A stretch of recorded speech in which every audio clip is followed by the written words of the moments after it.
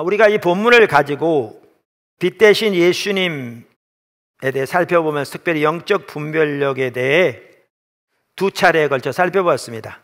그러면서 영적 분별력을 가르는 요소들을 살펴보고 그 핵심적인 두 가지를 살펴보았기 때문에 그냥 넘어갈까라는 생각도 했는데 주님이 나머지 부분들을 살펴보기 원하는 마음을 주시는 것 같았어요. 그래서 오늘 나머지 부분을 살펴보려고 하는데 제가 일부 예배 설교하면서 이 부분이 지금 포도나무 지체들에게도 정말 중요한 부분임을 더 보겠더라고요. 설교하면서. 또 일부 예배 참석했던 성도들도 오늘 이 말씀으로 자신을 비춰볼 때 정말 돌이켜야 할 부분이 적지 않은 이렇게 선명히 보여지는 너무나 그런 귀한 시간이었어요. 그래서 오늘 그 나머지 살펴보려고 합니다. 첫째, 영적 분별력은 우리 신앙의 모든 면에서 필수입니다. 제가 십자가 복음 영적 분별력 1과에 있는 하나님의 다림줄에 대한 부분을 먼저 간단하게 요점을 살펴보고 그 중요성을 이해하기 위해서 이제 이어서 나가려고 하는데요. 영적 분별력은 우리 신앙의 모든 면에서 필수입니다. 작은 첫 번째, 하나님 앞에서는 하나님의 다림줄만 통합니다. 즉 하나님의 기준만 통합니다. 하나님은 주권자이십니다. 하나님이 주권자이시기 때문에 하나님 앞에서는 하나님의 기준만 통합니다. 다시 말하면 하나님 앞에서는 인간의 기준이나 생각이나 의견이나 조건이 아무런 의미가 없습니다. 그러니까 이 부분을 잘 설명하기 위해서 제가 책에서도 든 예가 우리의 구원에 대한 예입니다. 왜냐하면 그 예를 들으면 여러분 쉽게 이해할 것 같아서 그 예를 들었죠. 자, 어떤 사람이 구원을 얻기를 그런 게 있다면 간절히 소원하는 사람이 있다고 가정해 보십시다. 구원을 받기 위해 밤마다 교회에 와서 밤새도록 기도합니다. 자기가 살아온 삶, 잘못된 삶을 돌아보면서 계속 후회합니다. 자기를 구원해 달라고 하나님께 부르짖습니다. 때로는 금식하면서 기도합니다. 자기 재산을 팔아서 많은 돈을 어떤 교회에 헌금하기도 합니다. 그 사람이 구원 받을까요? 못 받습니다. 그 하나하나 일들이 나름대로 귀한 일일지 모르지만 우리의 구원을 위한 하나님의 기준은 우리를 위해서 십자가에 돌아가신 하나님의 아들 예수 그리스도를 믿는 것이거든요. 그 외에는 다른 구원의 길이 없습니다. 어떠한 종교적인 헌신이나 희생으로도 어떠한 헌신이나 헌금으로도 우리의 구원을 살 수 없습니다. 그래서 아까 그렇게 하는 사람이 있다고 가정하더라도 그 사람은 구원받지 못합니다. 왜냐하면 말씀드린 대로 우리의 구원을 위한 하나님의 기준은 오직 예수 그리스도를 믿는 것이기 때문에 그렇습니다. 이와 같이 하나님 앞에서 하나님의 기준만 통합니다. 근데 제가 구원에 대해서 예를 들어서 그렇지 이게 구원에 대해서만 그런 게 아니고요. 우리 신앙의, 우리 삶의 모든 부분에서 그렇습니다. 그리고 우리가 하나님 앞에 서서 심판을 받을 때에도 그 하나님의 기준을 가지고 심판받습니다. 내 생각, 내 의견, 사람들의 평가, 사람들의 의견 조금도 중요하지 않습니다. 하나님의 기준으로만 판단을 받습니다.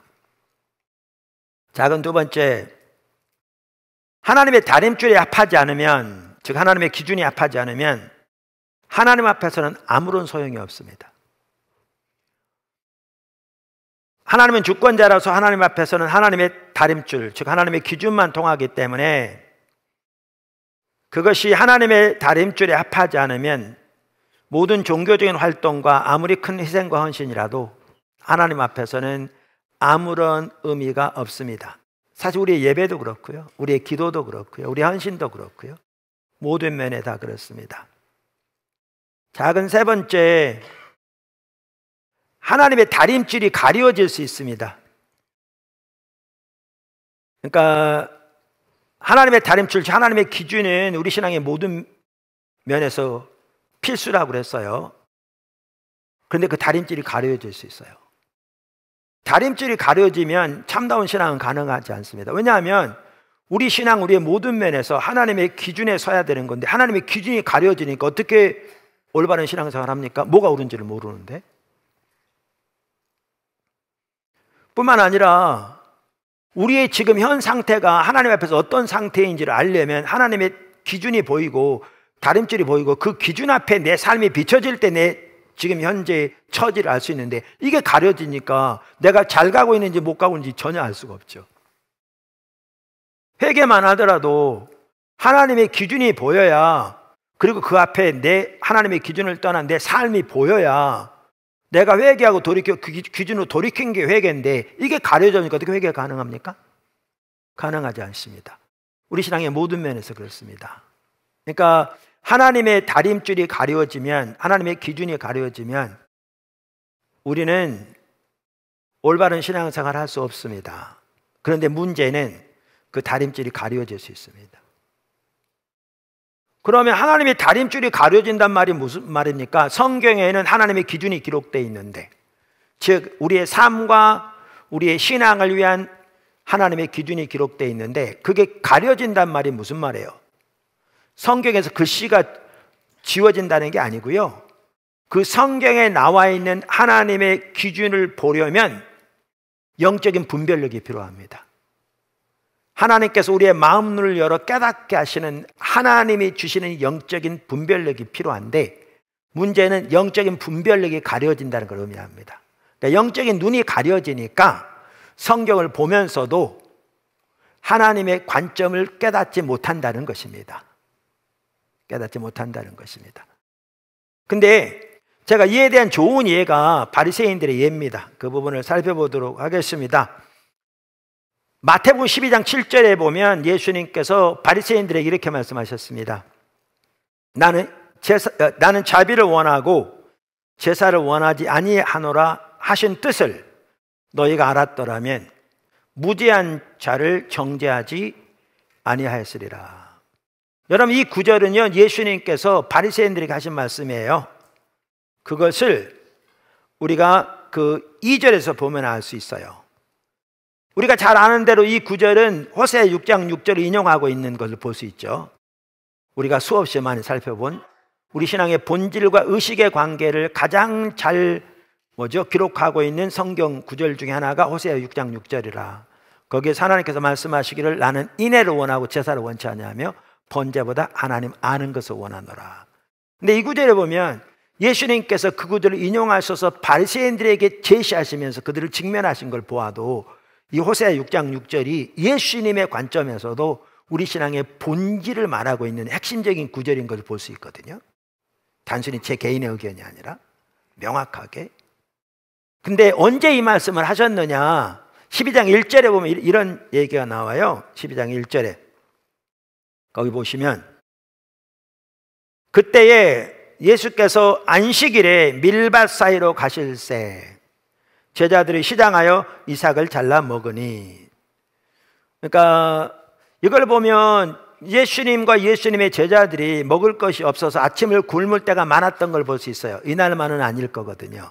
한편을 이해해요. 그 당시 매우 가난한 시대였는데 12사도만 하더라도 벌써 12명이잖아요. 거기 함께하는 사람도 있고 하니까 20-30명은 좋게 줄줄이 같이 다니는데 가난한 때에 끼니마다 다 먹을 것이 없을 때가 많은 거죠. 그러니까 아침을 굶는 것은 다반사였던 것 같아요. 이날도 아침을 굶었어요. 그래서 지나가는데 제자들이 어떻게 했느냐, 밀밭을 지나가다가 밀을 비벼서 먹었어요. 여러분, 여기 연세가 조금 드신 분들은 기억이 있을 거예요. 저 같은 경우도 시골에서 어려서 초등학교까지 저는 시골에 자랐는데 이제 밀 같은 데 가면 그때는 주식으로 먹었던 건 아니고, 최소한 우리 때만 하더라도 주식으로 먹었던 건 아니고요, 간식으로 먹었죠. 그래서 밀밭 같은 데 가다가 밀을 꺾어가지고, 우리는 그냥 하지 않았고요, 조그만 불 같은 거 피워가지고 거기다 이렇게 구워가지고 비벼가지고 먹었죠. 아까 말이 우리는 간식으로 먹었어요. 근데 제자들은 그걸 간식으로 먹은 게 아니라 배가 고파서 허기를 채우기 위해서 이렇게 먹었던 거죠. 근데 그날이 어떤 날이었다고요? 안식일이었다고요. 근데 그 당시에 유대인들은, 종교 지도자들은, 그리고 정통적인 유대인들은 안식일을 지키는 것을 그들의 율법의 준수사항의 가장 핵심적인 하나로 여겼고요. 안식일을 거룩하게 지키기 위해서 모든 종류의 일을 철저하게 금했죠. 그런데 그들이 보기에는 제자들이 밀을 꺾어서 비비는 행위가 일이라는 거예요. 이게 추수에 해당하는. 그래서 안식일에 일을 함으로 안식일을 범했다고 예수님을 대적한 거예요. 그리고 이에 대한 답변으로 예수님이 하신 말씀이 지금 아까 7절에 읽은 9구절이거든요. 자, 그러면 다시 그 상황에서 아까 7절 다시 한번 보시라고요. 뭐라고 그랬나? 나는 자비를 원하고 제사를 원하지 아니하노라 하신 뜻을 너희가 알았더라면 무죄한 자를 정죄하지 아니하였으리라. 그러니까 이걸 보면 예수님이 바리새인들에게 그러시잖아요. 너희가 호세 6장 6절에 나오는 이 말씀의 뜻을 전혀 모른다, 지금 그러신 거잖아요. 그러면 바리새인들이 뭘 몰랐다는 얘기에 좀 생각해 보자 그 말이에요. 그럼 이 말은 바리새인들이 이런 구절이 호세 6장 6절에 있다는 것을 몰랐다는 얘기일까요? 아니요. 그들은 그것을 성경을 연구하고 묵상하는 그들의 직업이었어요.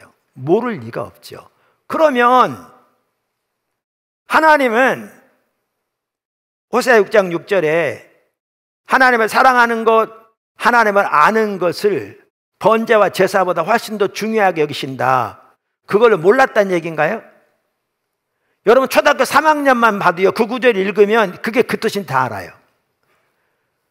지금 우리 초등학교 1학년한테 그거 읽어보고 하나님 원하신 게 뭐냐라고 물으면 그걸 누가 못 대답하겠어요?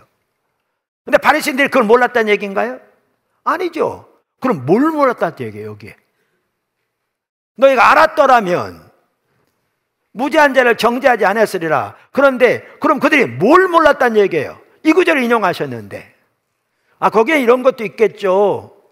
우리 신앙의 가장 핵심은 번제와 제사와 같은 의식이 아니라, 그것도 중요하지만 그거보다 더 중요한 본질이 하나님을 알고 사랑하는 거다. 그런데 너희는 의식들은 철저하게 할지 몰라도 성경에 말하는 우리 신앙의 가장 핵심인 본질을 떠났다. 그 말씀이겠죠. 저게 호세 6장 6절이 말하는 거거든요. 근데 저는 그 이상이라고 생각합니다. 무슨 말이냐면 이거죠. 자, 신앙의 본질 중에 하나가 결국 하나님을 알고 우리의 존재를 다 하나님을 사랑하는 거예요. 자, 보실래요? 성경에 나오는 계명 중에 가장 큰 계명을 예수님이 뭐라고 그러셨죠? 그게 유대인들도 그 구절이 가장 중요한 계명을 다 알고 있던 구절이거든요. 쉐마라고 그러는데, 신명기 6장 4절이야. 여호와는 오직 하나이신 여호와시니 너희는 마음을 다하고 뜻을 다하고 성품을 주의 하나님을 사랑하라. 자, 그러면 그것은 그 당시에 서기관들도, 그러니까 유대인들도 알고 있었고 바리새인들 다 알고 있었고요. 서기관은 바리새인 중에 주로 나왔거든요. 예수님도 알고 있었고요. 어디를 보면 아느냐 하면 마태복음 12장 28절 이하를 보면 알 수 있어요. 자, 읽어볼게요. 서기관 중 한 사람이 그들이 변론하는 것을 듣고 예수께서 잘 대답하신 줄을 알고 나와 묻되 모든 계명 중에 첫째가 무엇이니까? 예수께서 대답하시되 첫째는 이것이니 이스라엘아 들으라. 주 곧 우리 하나님은 유일한 주시라. 내 마음을 다하고 목숨을 다하고 뜻을 다하고 힘을 다하여 주 너의 하나님을 사랑하라 하신 것이요. 그랬더니 나중에 서기관이 잘 말씀하셨습니다 그랬거든요. 또 예수님이 서기관에게 다른 구절에 보면 가장 큰 계명이 뭐냐고 물었을 때 서기관도 이렇게 답했고요. 그때 예수님이 잘 대답했다 그렇게 말씀하셨고요. 자, 그러면 가장 큰 계명이 서기관도 바리새인도 정확하게 알고 있었던 구절이 뭐라고요? 이 쉐마라고요. 제가 여러 번 말씀드렸죠. 그 당시에 서기관들은 박스를 이마에다 메고 다녔습니다. 1세기 풍물전 하는 곳에 가봤더니 실제로 서기관들의 모습을 이렇게 밀랍 인형을 만들어놨는데 하얀 옷을 입고 이렇게 박스를 달았더라고요. 이렇게 묶어가지고. 왜 달았냐면 그 박스가 이 구절이 들어있었어요. 저기 신명기 6장에 이렇게 이 명령을 하시면서 이것이 가장 중요한 명령이라 그걸 이마에 붙이라고 그랬잖아요. 손목에 메고. 그만큼 철저하게 늘 기억하라 이 말이잖아요. 근데 이 말을 문자 그대로 순종하고 서기관들이 여기에 박스를 달아가지고 이 속에 담고 다녔어요. 담고 다녔어요. 뿐만 아니라 손목에 메고 다니고요. 문설주에 붙이라고 해서 유대인들이 집마다 다윗의 별 그 안에 그 구절이 있었고요. 자, 그뿐만 아니라 아까 안식일에 예수님의 제자들이 밀밭에서 밀을 꺾어 먹는 걸 두고 일한다고 예수님이 대적한 거잖아요. 그들은 하나님을 사랑하기 때문에 그토록 철저하게 지금 안식일을 지키려고 노력한다는 거잖아요. 자, 그러면 이처럼 가장 큰 계명이 하나님을 사랑하는 거예요. 우리의 존재를 다해. 그런데 문제는 이거예요. 바리새인들은 하나님을 사랑한다는 말이 무슨 뜻인지도 몰랐어요. 이게 눈이 가려진 겁니다.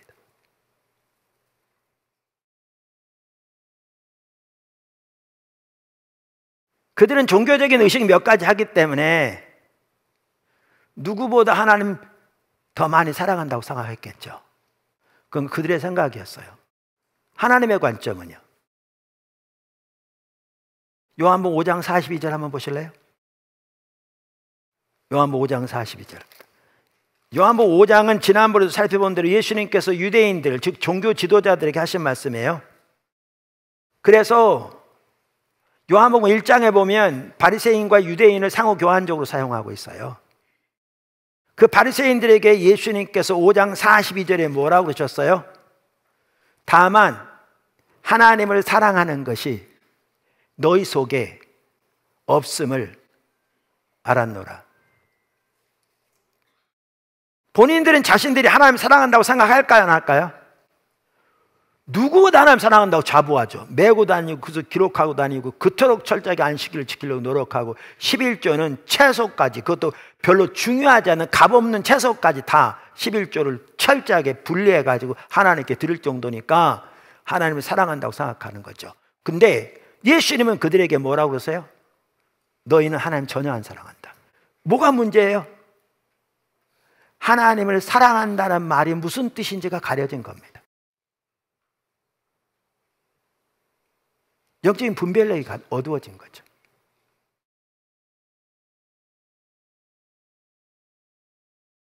여러분, 요한복음이 영적인 분별력에 대해서 많이 말한다고 여러분 얘기했잖아요. 요한복음 5장만 보더라도 제가 거짓 신앙체계에 대해서, 성경에 거짓 신앙체계라는 용어는 없지만 신앙을 왜곡되게 잘못 이해하는, 그걸 저는 거짓 신앙체계라고 그러는데 많이 볼 수 있다고요. 그 대표적인 한 구절이 요한복음 5장이에요. 유대인들이 가시면서 예수님이 뭐라고 그런지 아세요? 요한복음 5장 이미 살펴봤어요. 제가 다시 한번 이 각도에 살펴볼게요.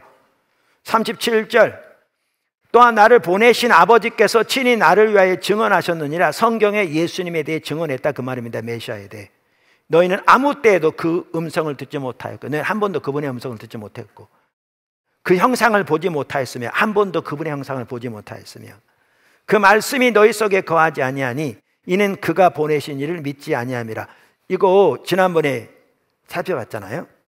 그러니까 이걸 보면 뭘 할 수가 있는가 하면, 그들은 성경을 바로 다음 절에 나오듯이 성경에서 영생을 얻는 줄 생각하고 누구보다 성경을 열심히 연구했기 때문에 예수인데 인정하실 만큼 성경을 열심히 연구했고, 이미 우리가 살펴본 대로 마태복음 23장에 보면 그들의 신학적인 지식은 정통이었다고요. 왜냐하면 예수님이 심지어 자기 제자들에게까지 바리새인과 서기관들이 모세의 자리에 앉았으니 저들이 하는 말은 반드시 다 지키고 행하라고 그랬거든요. 그들이 교리적으로 잘못 가르쳤더라면 그렇게 하라고 그랬겠냐 그 말이죠. 이걸 보면 누구보다 성경적인 지식이 뛰어났고 교리적 정통이었다고요. 그러니까 그들은 누구보다 자기들이 하나님 잘한다고 생각했겠죠. 그러니까 호세아 6장 6절만 하더라도 나는 인애를 원하고 제사를 원치 않냐면 번제보다 하나님 아는 걸 원한다 그랬을 때 자기들은 누구보다 하나님을 잘 알고 누구보다 하나님을 사랑하기 때문에 그들이 자기에게 이만큼도 해당되지 않는 거라고 생각했겠죠. 근데 문제는 하나님을 안다는 말이 무슨 뜻인지가 가려진 거죠. 그러니까 이 구절에 하는 말을 한마디로 줄이면 너는 하나님 전혀 모른다 그 말이잖아요.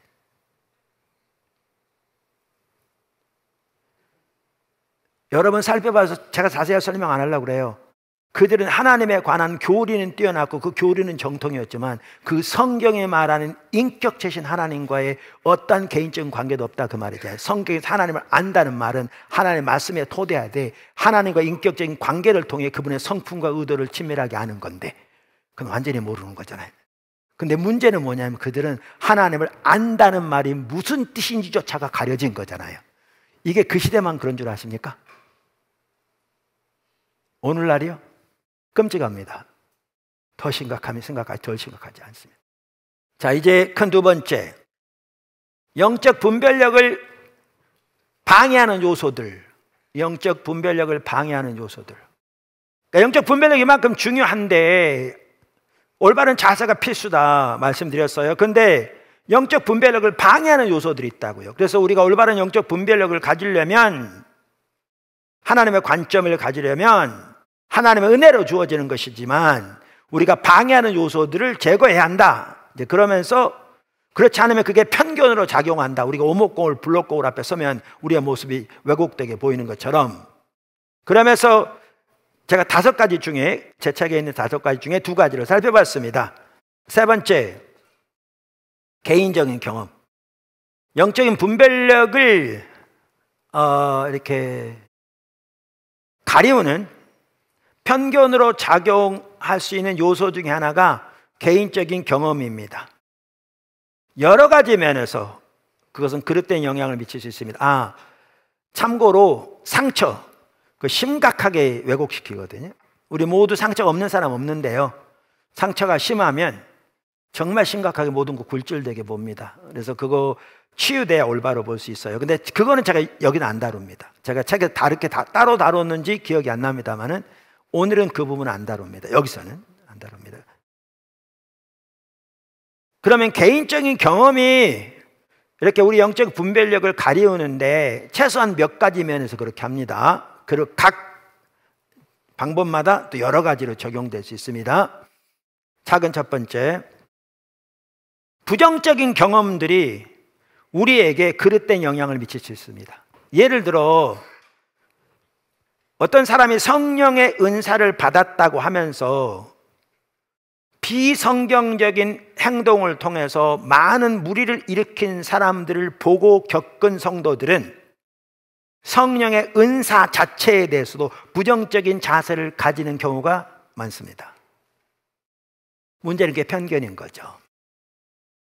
여러분, 오늘날 목회자 중에 성령의 은사에 대해서 부정적인 은사, 특별히 기적적인 은사들에서 부정적인 이해를 가지고 있는 목사님들에게 그게 왜 성경적으로 잘못됐다라고 물으면 다는 아닐지라도 너무나 많은 부분들은 자기가 어떤 사람들을 옛날에 만났었는데 그 사람이 소위 예언한다고 뭐 방언한다고 그랬었는데 그들이 하는 행동을 보면 그게 어떻게 성경적인 은사냐, 그래서 그건 다 잘못된 거다, 이렇게 말하는 걸 많이 볼 수 있을 겁니다. 문제는 뭐냐 하면 부정적인 은사가, 그러니까 부정적인 경험이, 은사에 대한 부정적인 경험이 그에게 편견으로 작용하고 있는 거죠. 근데 제가 왜 편견이라고 말하고 있느냐면 그 경우 그 은사를 받았다고 하면서 행동한 사람이 잘못한 것이지 은사 자체가 문제 있는 게 아닙니다. 둘은 분리해야 합니다. 근데 분리를 안 하는 거죠. 왜냐하면 성경에는 은사는 빛들의 아버지께로부터 온 온전한 것이라고 분명히 말하고 있거든요. 그래서 야고보서 1장 17절 이렇게 말합니다. 각양 좋은 은사와 온전한 선물이 다 위로부터 빛들의 아버지께로서 내려오나니 그는 변함도 없으시고 회전하는 그림자도 없으시니라. 말씀드린 대로 어떤 사람이 은사를 받았다고 하면서 전혀 비성경적인 옳지 못한 행동을 했다면 그것은 그 사람이 잘못한 것이지 은사 자체가 문제가 있는 것은 아닙니다. 그런데 그러한 경험으로 인해서 은사 자체에 대해서 부정적인 인식과 이해를 가지고 있다면 그건 편견으로서 하나님 앞에서 회개할 죄입니다. 그 회개하고 돌이켜야 합니다. 성경에는 은사는 이렇게 하나님께로 나온 좋은 것이라고 말하며 더욱더 큰 은사를 간절히 사모하라고 되어 있거든요. 둘째, 아까 그 작은 두 번째, 우리의 개인적인 경험을 다루고 있습니다. 경험이 없는 것이 그릇된 영향을 미칠 수 있습니다. 그러니까 부정적인 경험이 그릇된 영향을 미칠 수 있고요, 경험이 없는 것이 그릇된 영향을 미칠 수 있습니다. 자, 우리의 올바른 신앙은 당연히 말씀이 먼저이고 경험이 나중입니다. 그래서 어떤 성경 공부에 보면 말씀이 앞에서 끄는 기차고 경험이 뒤에서 이제 이렇게 딸려가는 이렇게 기차 칸처럼 이렇게 그림이 나와 있는 경우도 있습니다. 그래서 우리는 경험을 가지고 말씀을 이해하는 것이 아니라 말씀을 가지고 경험을 이해해야 합니다. 아멘. 이게 다 아는 바입니다. 그런데 미묘하게 경험이 없는 것이 편견으로 작용해서 말씀을 올바로 이해하지 못하도록 가로막을 수도 있습니다. 그러니까 그렇게 한다면 실제로는 경험을 앞세우는 거죠. 한편은 경험이 중요합니다. 왜냐하면 우리의 신앙은 단순히 교리가 아니거든요. 단순히 이론이 아니라고요. 하나님의 말씀을 우리가 분명하게 교리로 알되 그 지식만 하더라도 성경에 말한 지식은 경험적인 지식이잖아요. 다 실제적인 지식. 그 말씀을 붙들고 그 말씀이 우리 삶의 실제가 되게 우리는 추구해야 되잖아요. 그러면서 그 삶이 실제로 우리 삶에서 구현되어지면서 얻어지는 실제적인 지식이 참다운 지식이거든, 성경에 말하는. 그러니까 당연히 말씀이 앞서되 그 말씀은 경험을 동반하게 돼 있습니다. 우리가 신앙생활 한다 그러면서 이론적으로만 그냥 머릿속에 가득 차 있는데 전혀 말씀을 경험하지 못한다, 이게 바리새인이잖아요. 그걸 올바로 이해하지 못하는 거죠. 그런데 말씀드린 대로 말씀이 먼저고 경험이 나중이란 말은 맞습니다. 그런데 미묘하게 그게 경험이 없는 것이 편견으로 작용해서 말씀을 잘못 이해할 수 있도록 또 합니다.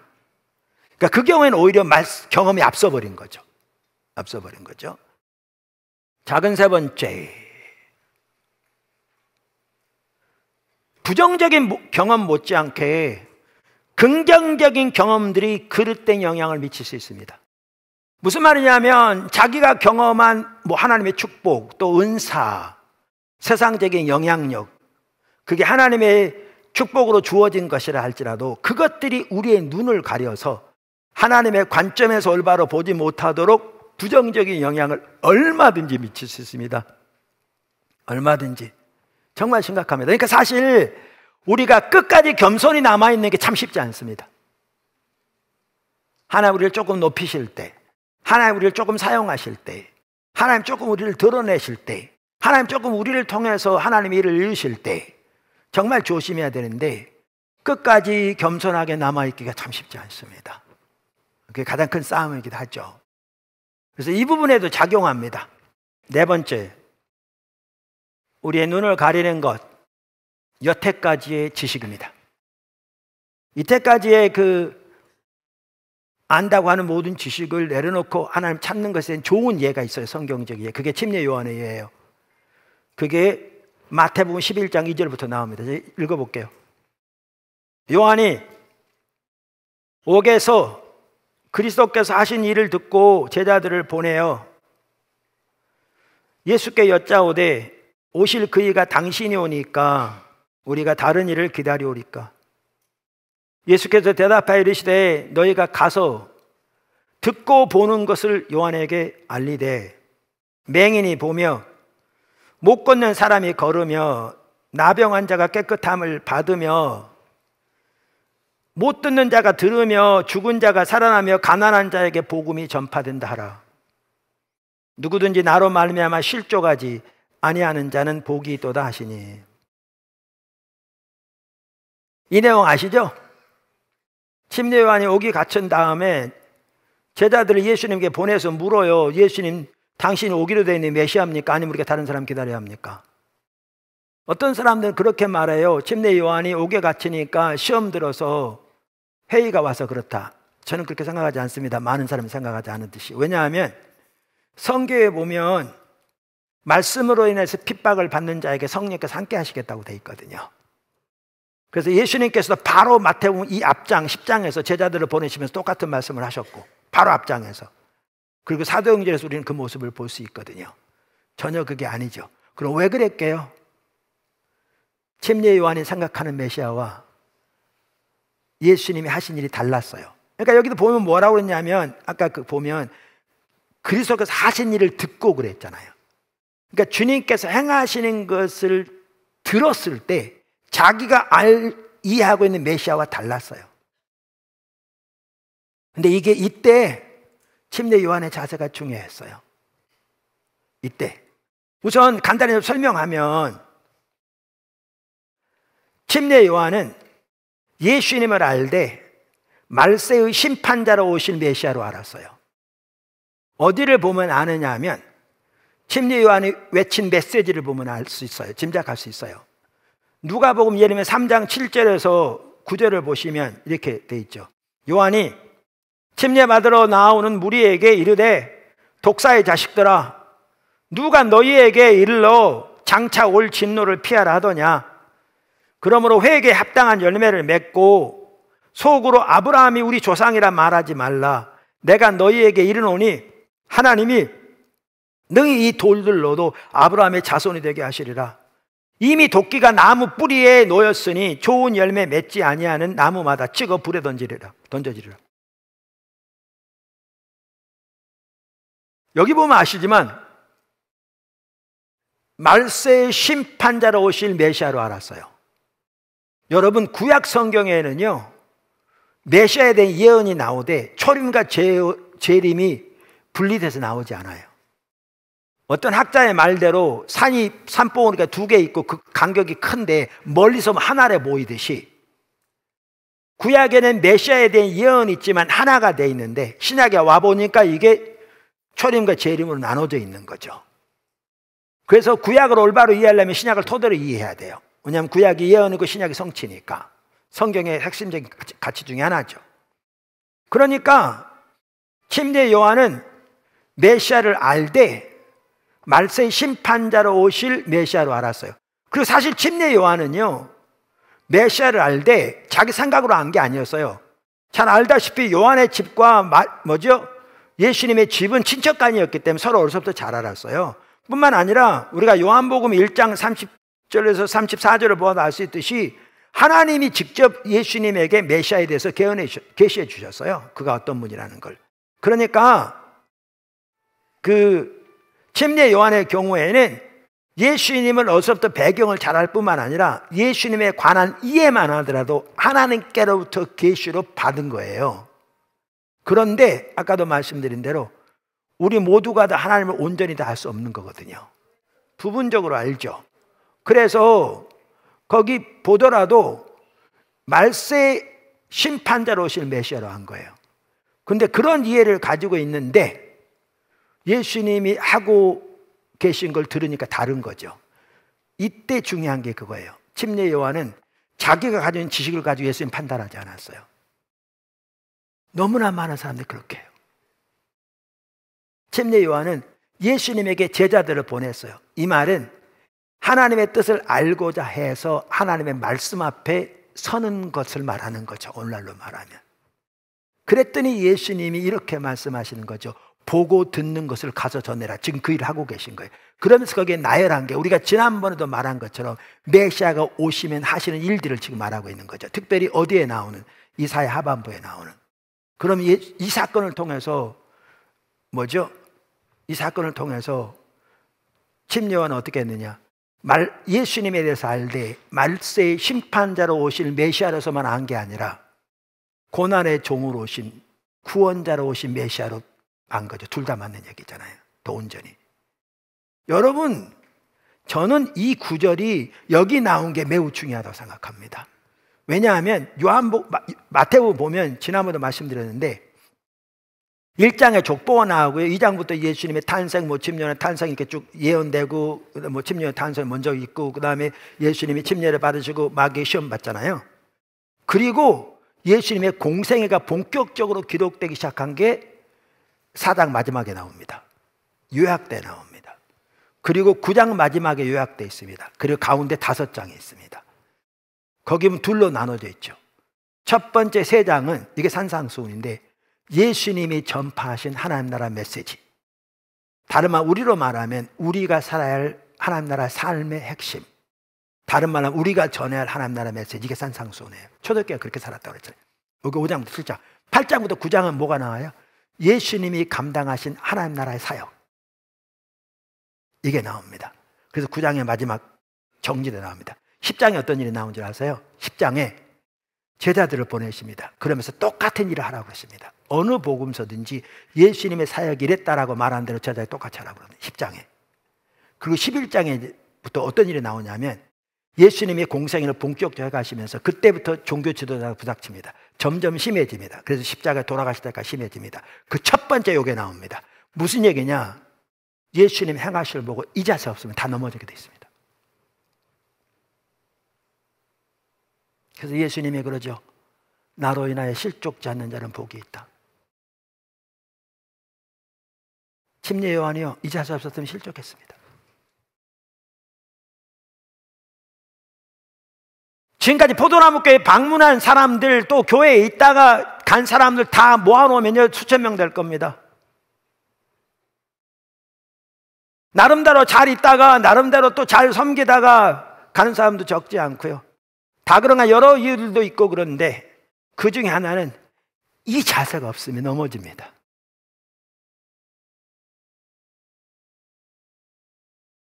넘어져요. 끝까지 겸손해야 되거든요. 끝까지 자라나야 되는데 하나님께서 지금 우리를 선교적 교회로 인도하고 계시잖아요. 무슨 말이냐? 우리 모두가 십자가 복음의 삶을 살 때 그것이 선교적 교회로 열매 맺어야 되거든요. 그리고 선교적 교회의 선교적 삶을 살려면 십자가 복음의 삶이 기초가 돼야 되고, 하나님이 연장해서 인도해 가실 때 그걸 따라가려면 지금까지 안다고 생각하는 것마저도 주님의 말 앞에 내려놓고 하나님의 말씀을 토대로 주님의 인도 따라 순종해 가야 자라납니다. 매번 그렇습니다. 5번째,